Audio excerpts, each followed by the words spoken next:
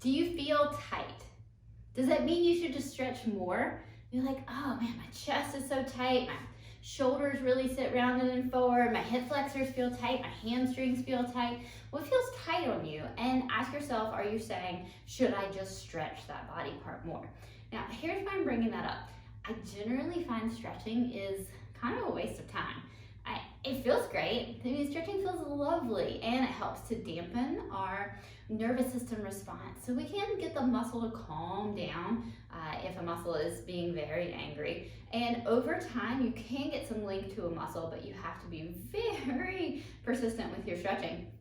And I don't know about you guys, but I just don't have a ton of time to sit around stretching. I would really like to gain muscle and make my workout time be about taking action versus stretching. And so I'm just not a huge fan of stretching. I don't program in a ton of stretching, but what I do program in instead is activation, giving someone else the job. So if we want to loosen a tight muscle or a muscle that feels tight, we have to ask ourselves, why is that muscle tight? So if we can figure out why that muscle's tight, then we can figure out how to make it looser without having to hold endless hours of stretching. Usually I find a muscle is tight because it is doing too much work. A muscle gets angry, it gets tense, it gets upset if you throw too much on it. All right, we all feel that way, right? It's not just our muscles, I feel that way. If I have too much on my plate, I feel overwhelmed, stressed, and things respond by tightening up. So let's take the hamstrings, for example.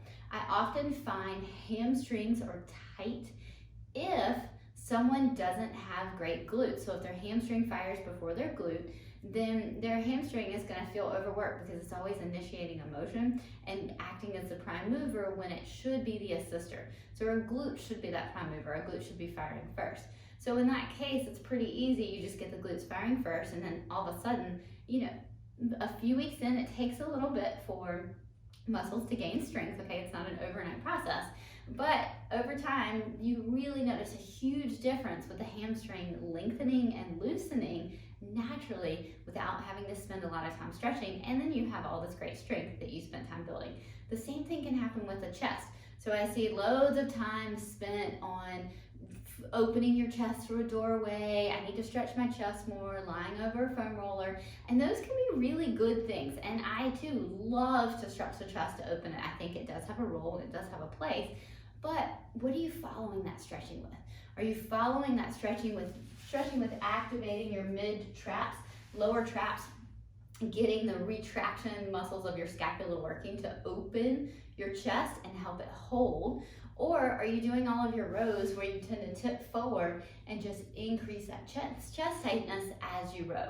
So when we look at why a muscle might be tight, we're looking at how much we're asking it to do during the day, how much tension we're holding on it, and then is that muscle supposed to be the prime mover, and is it doing the work that it's supposed to do?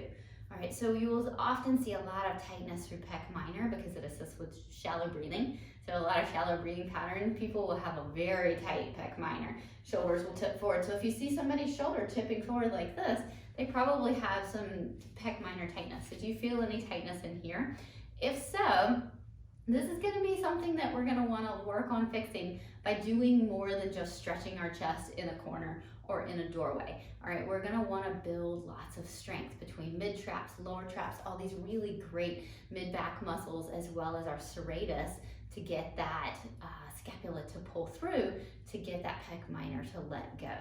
Okay, so that is my take on stretching. There's usually not a part of the body, so those were the two most common ones. We look at hamstrings, I've talked about hip flexors a ton, and we look at your chest. Those are kind of the three biggies for, right, let's stretch this out.